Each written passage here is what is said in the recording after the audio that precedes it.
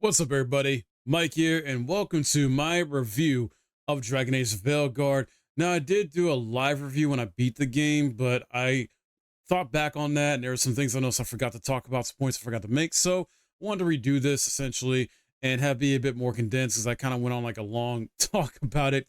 So, here is my official true review of Dragon Age the Veilguard from my experience playing it. And just before I go into this, just so you know, I'm not like the biggest Dragon Age fan, but I love RPGs, from action RPGs, turn-based, CRPGs, stuff like that. I have a lot of experience from the past couple decades of playing various RPGs and just knowing how a good RPG is.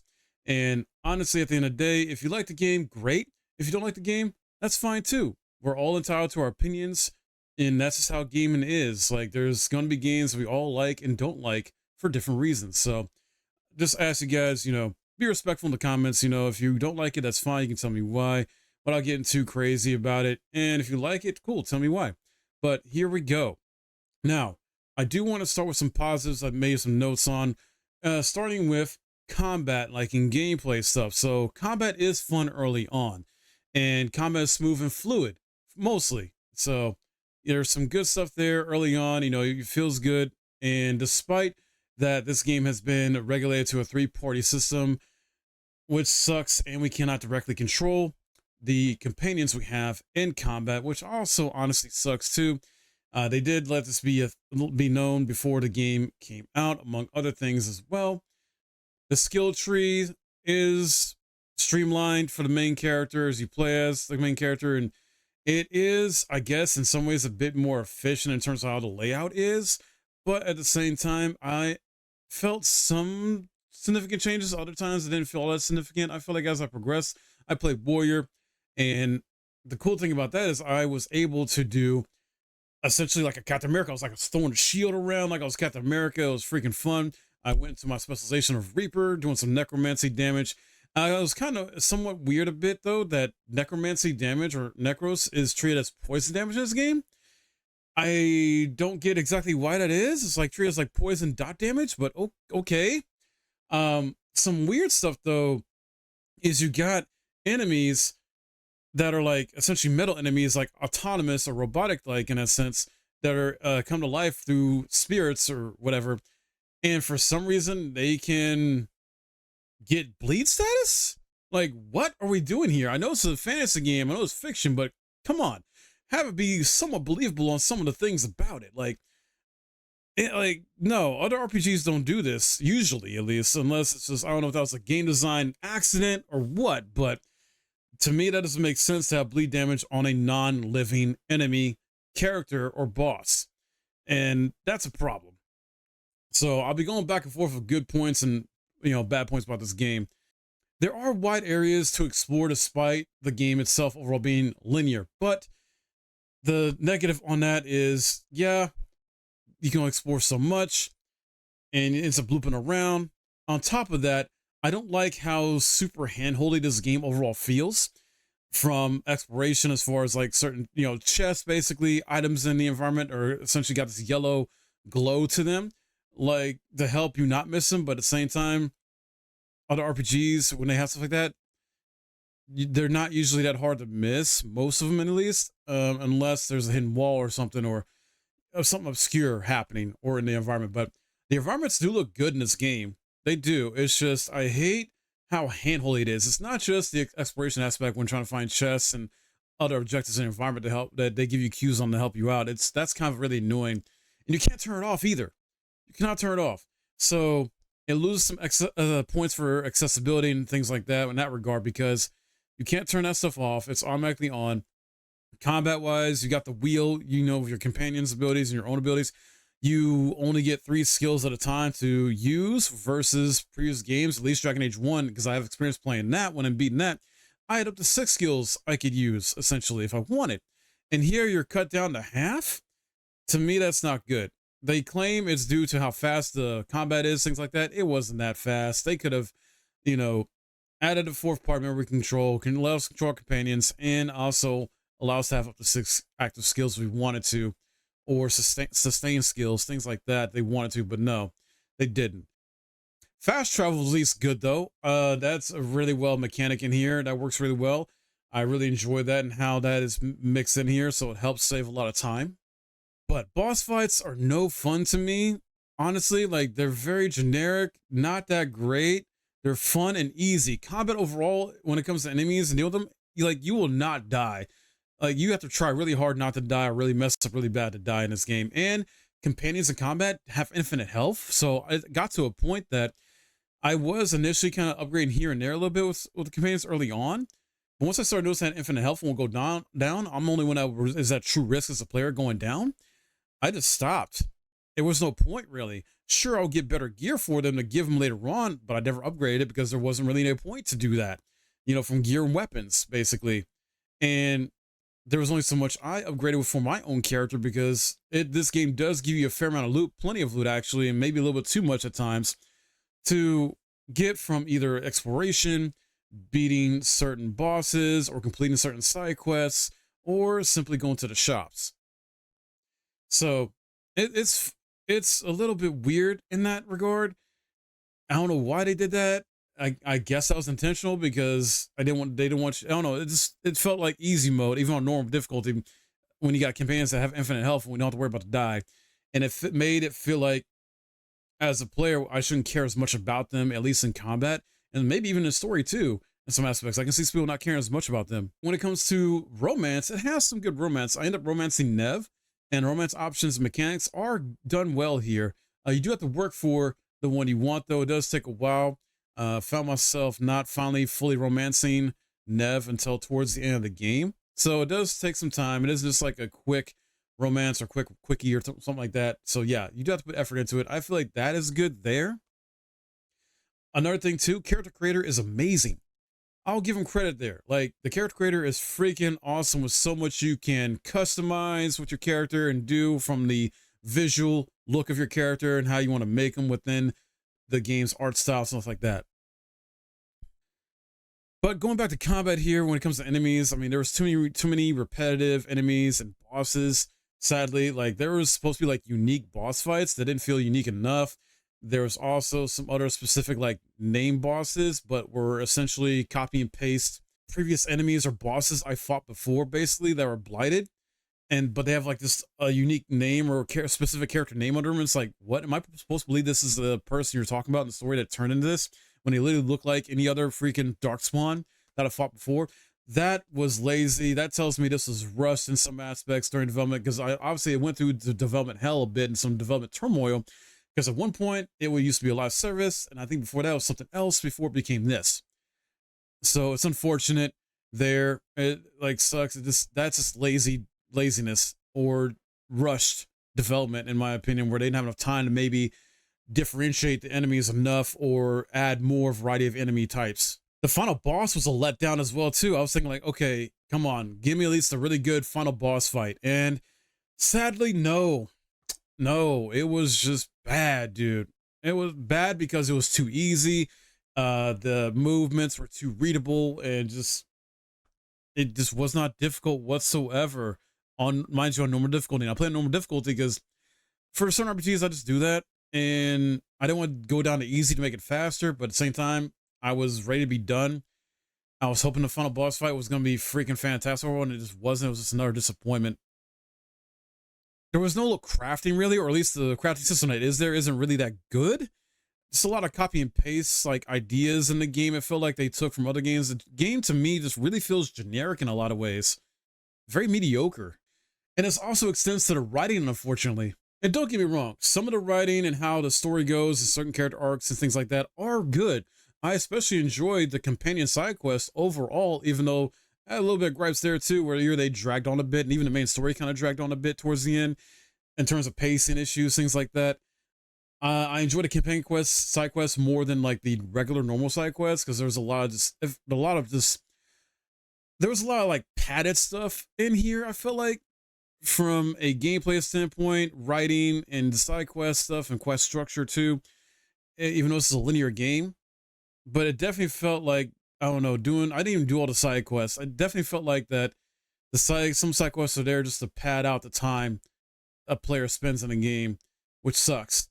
But the companion quests are really good. They're worth doing it. There is one particular side quest that's related, or not related, but focused on Solus And if you complete it, it helps you essentially, I think, get the good true ending, which I got, and it shows Solus's character arc in that regard to essentially going back to having reason, being good, and things like that. He's not necessarily entirely evil. He's like an anti-hero in a sense, where he's thinking he's doing what is best for what's going on in the universe right now in the world. So it's one of those, and he's just being stubborn, stuck in his ways, and you kind of like go through the story of trying to convince him to change his mind or force him to change his mind in a sense. So, but I do appreciate the writing for that when it comes to his character and these conversations you would have with him and how that would develop over time, basically. So it ended up being really good there in terms of the writing. The companion side quests, overall, how they were written were really good. The disappointment was when it came to like the final boss or confrontation with each companion's like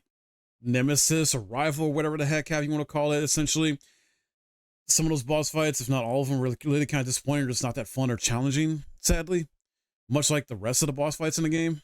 But I do like the companion side quests because you see each companion go through their own personal struggles, their internal conflict. One character who is afraid of death, doesn't want to die. Another character going through like an identity crisis in a sense. They're trying to figure themselves out, which humanizes them, in my opinion. Makes them feel like real type of people in a sense some people can relate to, because yeah, this is like real life problems that people deal with in real life. And this is not the only game to do that. There's other games out there that do stuff like this, whereas like mental health or something else. So I do appreciate that element. My favorite companions end up being Emmerich, Nev, Ballara, and Harding. Just really dug their personalities and their, way they're written overall, and just their character story arcs, stuff like that. And really good voice acting, I would say too. Really enjoyed the voice acting overall. Yes, there were some weird stuff that characters were saying, kind of cringy and things like that. And unfortunately for me, there wasn't much laughs here. Like I remember playing Dragon Age 1 before this came out. I meant to go through all 3 games, but didn't have time. So I at least beat the first game. And I really enjoyed the story and writing of the first game because, man, I was consistently laughing. I was consistently shocked and surprised. My decisions actually mattered. Like there were some crazy choices I had to make that, wow, had some crazy consequences. In this game, unfortunately, only like a few or handful of major decisions actually matter. The rest are just like there for fluff or like a placebo, which is crazy. I will also give it though, Asan is best boy. That Griffin is amazing as a companion. Like he is adorable. You can pet him. Awesome stuff there. Like Asan is great as like an extra companion or side companion type of thing. And the music for the most part is really good too. I found myself really enjoying it, honestly. Some good moments there, just listening while I'm going out in the world or during a cutscene, things like that, or even during a fight. Yeah, I would say overall the music's pretty solid. Sadly though, there's not much else good. I think that kind of ends my positives on the game, and now I'm going more to the negatives. So I mentioned before I have super handholdy. The game's combat's very easy. The combat itself ends up getting stale, even though you go into your specialization, think it's going to open up a bit more, and it kind of does, but it doesn't open up enough, in my opinion, to make it a really fun experience where I want to go through the game again and like do different builds and things like that. Because combat doesn't really take much strategy or no strategy at all. You don't really have to use much brain power, really. I find myself just going autopilot a lot of times, just doing a lot of the same stuff and just taking whatever party members I wanted to, because party optimization, party synergy is not super important, sadly.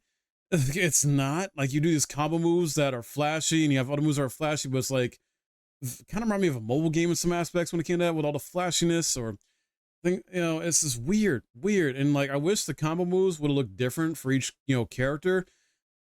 Like if I combo with Nev, do a combo there, it should be its own unique thing. If I do a combo with Ballara or Emmerich, that should be kind of like different and unique too.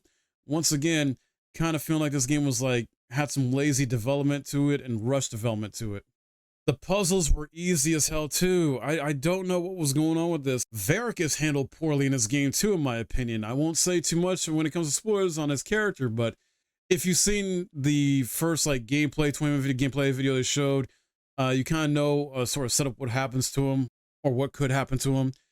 And I do enjoy that he's kind of like the narrator of this story, but once you find out or realize what actually happens to him, oh, it made me mad. And I'm pretty sure the voice actor was cool with it. I mean, he's played this character in 3 games now. he was probably fine with that. I mean, he was probably cool to get paid or whatever, or I don't know. I don't know the attachment to this character the voice actor has, but based on performance, it seems like that he was cool with it. As and I'm even though I'm not a big fan of the series overall, I'm not a mega fan. I did play a little bit of Dragon Age 2 and Inquisition and Varric in those games, and for some reason I got quickly attached to Varric as a character. Like, he's cool as hell. He's kind of like Garrus from Mass Effect in the sense where that's like your best friend, that's your boy, that's your homie, and all that. Like, and how he's handled in Veilguard to me does a disservice to the character. Another character that's handled very poorly is the Inquisitor. You get very limited like options when it comes to creating your Inquisitor. You can't use a Dragon Keep to carry over your saves from previous games and things like that, which is, in my opinion, odd to me. I guess because if they were in order to use a Dragon Keep, you would have to sign to the EA, and I guess a lot of people don't want to do that because I know with Veilguard you don't have to sign to the EA account just to play the game like a lot of their other past games, or if not all their past games. But so I don't know. It was kind of weird that you couldn't at least carry some decisions made over from the past 3 games into this one. You essentially were limited on how to make your Inquisitor based on a few handful of choices, and the Inquisitor themselves are only in there for like a few handful of moments, like maybe 3 tops, I think. And it's not saying they had to be like a super pivotal character in a story, but only 3 like sort of moments we get that are very brief. I don't know. I feel like the Inquisitor role or character could have had a bit more shine, a little bit more screen time, and things like that to sort of help evolve the relationship between Inquisitor and Solus, basically, and kind of get a better resolution. Because I felt rushed too, as well. And going back to skill trees for companions, that's even less. Like, that's even more streamlined, and this feels crazy, just devalued. Like, it made me not like the max level I think for companions is freaking 10. So it's wild to me how they give you less for companions, but they give you the main character so much, whereas in previous games they gave pretty much everybody the equal amount of skills in the skill tree, roughly, if I'm not mistaken. So I don't get it. Once again, to me that shows either some rushed development or just lazy development. Sorry guys, I keep being the theme because a few words that come out from that echo and just scream at me about this game is limitations and restrictions. This game restricts you and limits you on so much and just handholds you a lot. The overall looks and feels of the game, character models and things like that, enemy designs, is very not good in my opinion. Like, don't get me wrong, the art style itself is what it is, and it's not a completely bad art style, but it's weird how it comes off as being sort of a mix of like a Pixar movie and Fortnite. I'm probably not the only one that feels that way. But not only that, the game doesn't really come off mature, if not not mature enough.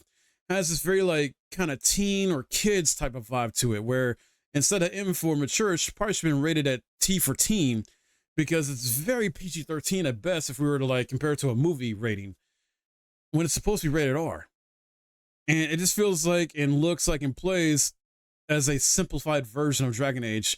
I guess they're trying to maybe bring in more casual players, more casual gamers, and other companies have done this before, especially like in the fighting game development, like Capcom's done it, and freaking NetherRealm Studios like that, and other companies have done this where they try to make simpler games or simplify the games to bring more casual players, but that doesn't always necessarily work. And here, I don't know, take it for what you will. I personally don't like it. I don't like when the franchise has been established to be a complex RPG, from like the dialogue choices you got to make difficult decisions, to the combat being strategic and where you got to make difficult choices in combat too against tough fights, tough bosses.